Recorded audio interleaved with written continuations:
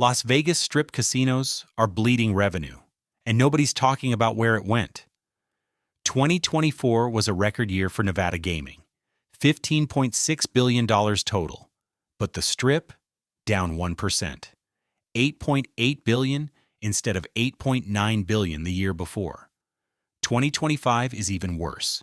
Strip revenue down 3.9% in May, down 4.78% in March, down 2.7% in December 2024. 6 consecutive months of decline. The money isn't disappearing. It's going somewhere. And when you add it up, Vegas casinos have lost approximately $2 billion in sports betting revenue alone to apps like DraftKings and FanDuel since legalization. This is where Vegas casino money went. The apps that stole billions from the Strip, the shift that broke the business model, and why casinos can't get it back. Let's break it down. FanDuel generated $5.79 billion in revenue in 2024. DraftKings generated $4.76 billion. Together, they control over 73% of the United States sports betting market. That's $10.45 billion in combined revenue in just 1 year from sports betting that used to happen in Vegas casinos. Before 2018, when the Supreme Court struck down the federal sports betting ban, all legal sports betting had to happen in Nevada casinos.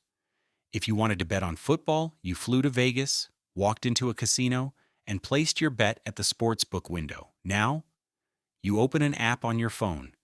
You bet from your couch. You never see the inside of a casino.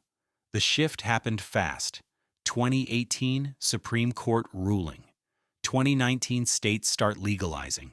By 2025, online sports betting is legal in 38 states. And the money that used to flow through Vegas? It's flowing through FanDuel and DraftKings instead. Let's do some conservative math. Before mobile sports betting, Vegas casinos captured nearly all legal sports betting revenue in America. Nevada sportsbooks made approximately $300 million to $400 million annually from sports betting in the years leading up to 2018. Now, FanDuel and DraftKings alone make over $10 billion annually. That doesn't even count BetMGM, Caesars Sportsbook, ESPN Bet, Fanatics, and the dozens of other operators. The total United States sports betting market generated approximately $14.23 billion in revenue in 2024. Nevada casinos only captured about $188 million of that from Strip sportsbooks, so Vegas went from getting nearly 100% of legal sports betting revenue to getting less than 2%. If Vegas had maintained even 20% of the market, that would be $2.85 billion annually. Instead, they're getting $188 million. That's a $2.66 billion annual loss in sports betting alone. Over the 6 years since legalization, that's approximately $16 billion in sports betting revenue Vegas didn't capture. Even conservatively, Vegas casinos lost at least $2 billion they would have gotten if sports betting had stayed in casinos instead of moving to apps. Here's the brutal part.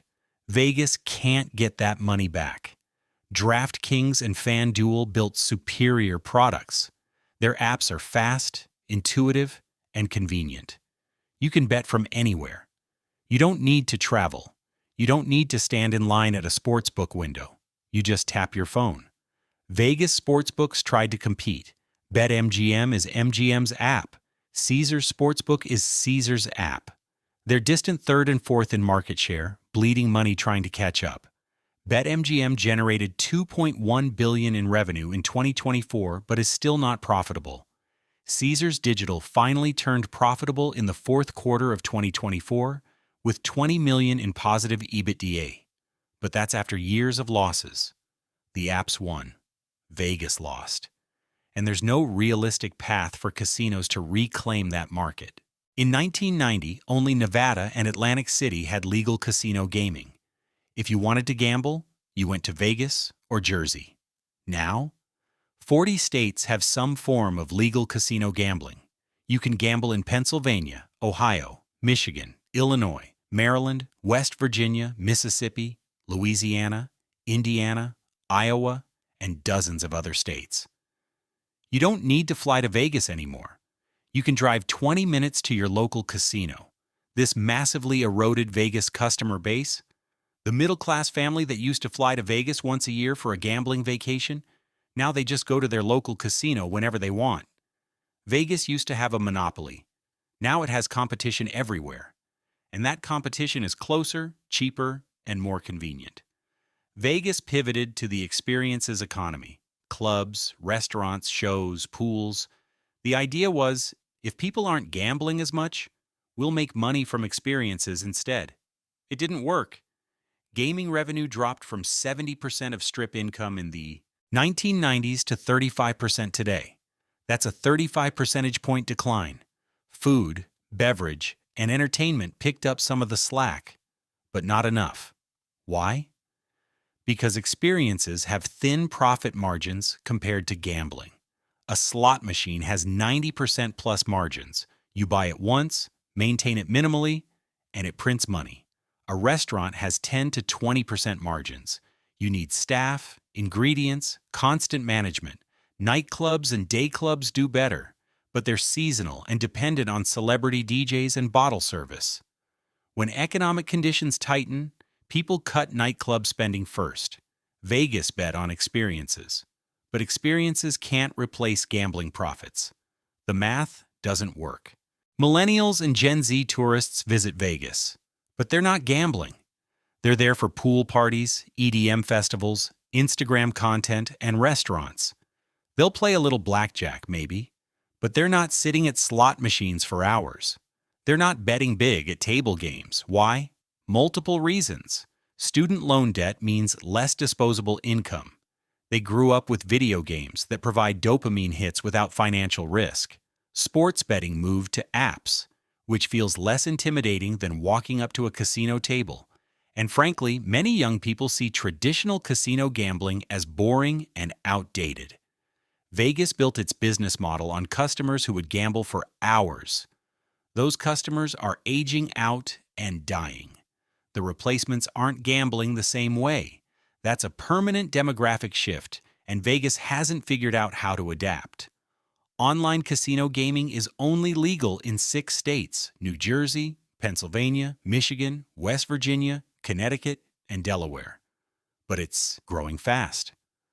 FanDuel's online casino revenue was $441 million in the fourth quarter of 2024 alone. That's nearly $2 billion annually from online casino gaming in just 6 states. If online casinos expand to more states, which seems likely eventually, Vegas will lose even more revenue. Why fly to Nevada to play slots when you can play the same slots on your phone from home? This is the existential threat nobody's talking about. Sports betting apps already stole $2 billion plus. Online casinos could steal billions more. Let's look at the specific numbers. Strip gaming revenue in 2024 and 2025. December 2024, down 2.7% to $881 million. November 2024, down 4% to $714 million. October 2024, down. September 2024, down. May 2025, down 3.9% to $713 million. Worst May since 2021. March 2025, down 4.78% to $681 million. 6 consecutive months of year-over-year declines. That's not a blip. That's a trend. And it's not because Vegas had fewer tourists. Las Vegas hosted 41.7 million visitors in 2024, up 2.1% from 2023. Tourism is fine. The problem is tourists aren't gambling. They're visiting, but not spending money at slot machines and table games. The biggest decline is in table games. Strip table game revenue dropped 16% in December 2024. It fell 5% in November. Baccarat specifically dropped nearly 10% in December, continuing a long decline. This is huge, because table games traditionally had higher profit margins than slots. A blackjack or baccarat table generates serious revenue with minimal operating cost, but tourists don't want to sit at table games anymore. Why? Minimums are too high. $25 to $50 on weeknights, $50 to $100 on weekends. The average tourist can't afford that. Young people find table games intimidating. They don't know the rules. They're afraid of looking stupid, so they avoid them entirely. And serious gamblers who used to play table games? Many of them moved to online poker, online casinos, or sports betting apps. Vegas priced out casual table game players and lost serious players to apps. Now table revenue is collapsing. Slot machine revenue is basically flat or slightly up. Strip slots generated $495 million in December 2024, up 11%. Statewide, slots generated $10.5 billion in 2024, up 2.3%. Slots are the only segment not declining. Why? Slots are accessible. You don't need to know rules. You don't need to interact with dealers. You just sit down, press buttons, lose money. Older tourists still love slots. Retirees will sit at slot machines for hours, and slots have been redesigned to be addictive. Modern slot machines use near-miss programming, variable ratio reward schedules, and immersive graphics to keep people playing longer. But even with slots holding steady, it's not enough to offset table game declines. And slot revenue growth is slowing. The other problem, visitation is down in 2025. May visitation, down 6.5% to 3.41 million visitors. March visitation, down. Tourism is softening. People are cutting back on Vegas trips because the cost is too high and the value isn't there anymore. When you combine declining visitation with declining gambling per visitor, you get what we're seeing. Strip gaming revenue falling month after month. MGM and Caesars are trapped. They have massive debt loads. Caesars has $12.3 billion in debt. MGM has $8 to $9 billion. They need to extract maximum revenue from every customer to service that debt. That means high table minimums, $62 resort fees, $25 parking, $80 buffets. They can't lower prices because they'd lose money, but by keeping prices high, they're driving customers away. It's a death spiral. Raise prices to cover costs. Lose customers because prices are too high. Raise prices more to make up for lost customers. Lose more customers. There's no way out. MGM and Caesars tried to build competing apps. BetMGM and Caesars Sportsbook exist. They're spending hundreds of millions on marketing and promotions, but they're losing to FanDuel and DraftKings, who got there first, built better products, and have network effects working in their favor. BetMGM is still not profitable after years of operation. Caesars Digital barely turned profitable in late 2024. Even if BetMGM and Caesars Sportsbook eventually succeed, they're cannibalizing their own casino revenue. When someone bets on BetMGM from home, they're not flying to Vegas to bet at Bellagio. The apps are taking money that used to flow through casino floors, and casinos can't stop it. MGM and Caesars have aging properties that desperately need investment. Excalibur, Harrah's, The Link, Flamingo, Luxor, all showing serious age. But they can't afford renovations because they're servicing debt and losing gaming revenue. So properties deteriorate. Guest experience suffers. Reviews get worse. Fewer people book, which means less revenue, which means they still can't afford renovations. Another death spiral. Here's the fundamental problem. The old Vegas business model doesn't work anymore. Old model. Cheap rooms, cheap food, low table minimums. Make all your money from gambling.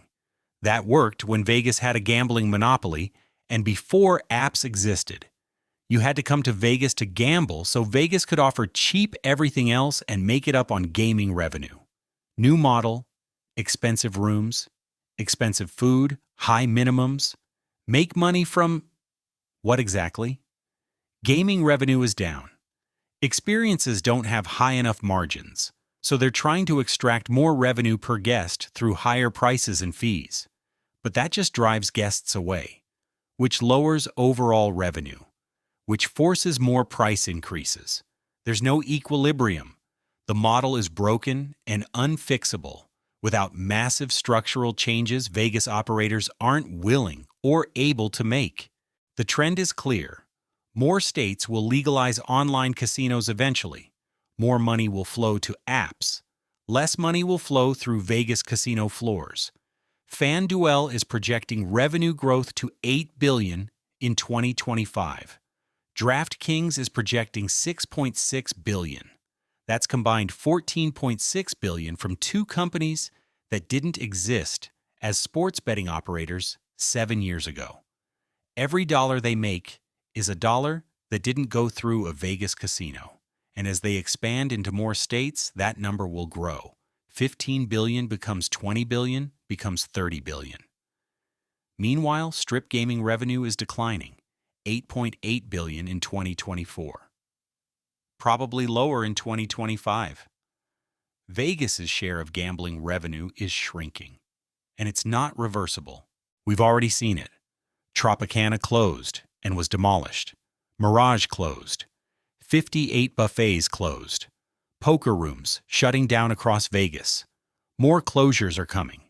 Excalibur will probably be demolished within 5 to 8 years. Circus is for sale. Harrah's and The Link are vulnerable. Why? Because properties are worth more as land than as operating casinos, generating declining revenue. If a property makes $10 million annually in profit, but the land is worth $500 million, you demolish it and sell the land or build something new. That calculation is happening at MGM and Caesars right now. How many more properties do we close because they're not profitable enough? The future strip will be smaller, with fewer properties, all targeting ultra-wealthy customers. Properties like Excalibur and Luxor will be demolished. Budget and mid-tier options will disappear. What's left will be ultra-luxury. Wynn, Bellagio, Cosmopolitan, Aria. Those properties will charge even more. $500 room rates, $100 minimums, $200 show tickets. The middle class will be completely priced out. They'll gamble at their local casinos or on apps. They won't come to Vegas. Vegas will become a luxury destination for wealthy tourists and an experience destination for young tourists who don't gamble. Gaming revenue will continue declining. The one bright spot, downtown and off-strip properties are doing fine. Downtown Las Vegas gaming revenue was up 2.4% in 2024. Fremont Street visitation is up 6% in 2025. Properties like Golden Nugget, Circa, and the D are thriving because they offer value. Reasonable prices, low minimums, authentic Vegas experience. As the Strip prices out the middle class, those customers are discovering downtown. That trend will accelerate. Off-strip properties in the balance of Clark County saw gaming revenue up 10.6% in 2024. Locals casinos are doing okay because they offer fair value and loyalty to repeat customers. The future of Vegas gambling might not be on the Strip at all. It might be downtown and off-strip, serving customers who want to actually gamble without getting gouged. FanDuel and DraftKings are expanding internationally. FanDuel is in Ontario, Canada. DraftKings is planning Puerto Rico. Both are eyeing more states. As they grow, they'll capture even more gambling revenue. Eventually, online casinos will expand beyond the current 6 states. That will accelerate the shift. The apps aren't going away. They're getting bigger, more sophisticated, and more dominant. They've already taken $2 billion plus from Vegas. They'll take more. Vegas casinos lost $2 billion. Here's where it went. FanDuel and DraftKings stole sports betting. $10.45 billion in combined revenue in 2024 alone. Money that used to flow through Vegas sportsbooks now flows through apps. 40 states legalized casinos. The monopoly is gone. Customers gamble locally instead of flying to Vegas. Young people don't gamble like their parents. They want experiences. not slot machines. And experiences don't generate casino profits. Online casinos in 6 states are growing fast. If they expand to more states, Vegas loses billions more. The result? Strip gaming revenue down. 6 consecutive months of decline. Table games collapsed. Visitation softening. Properties aging. Closures coming. MGM and Caesars can't fix it. They're trapped by debt, high costs, and a broken business model. They can't lower prices. They can't compete with apps. They can't afford renovations. The $2 billion isn't coming back. And more money will leave as apps grow and expand. Vegas's share of gambling revenue is shrinking permanently. The Strip will become smaller, more expensive, and focused on ultra-wealthy customers. The middle class will gamble elsewhere. Downtown and off-Strip properties will capture customers priced out of the Strip. But that doesn't help MGM and Caesars, who own mostly Strip properties. The golden age of Vegas casino gambling is over. FanDuel and DraftKings won. Vegas lost. And there's no path back. That's where the $2 billion went. To your phone. To apps you use from your couch. To convenient, accessible gambling that doesn't require a Vegas trip.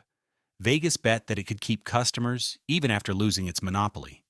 That bet failed, and now they're paying the price. Have you switched from casino gambling to betting on apps? Do you still go to Vegas or just gamble locally? Let me know in the comments. And if you want more deep dives into Vegas finances, where the money goes, and what's really happening, subscribe to Vegas Vault. Hit that notification bell, and I'll see you in the next video.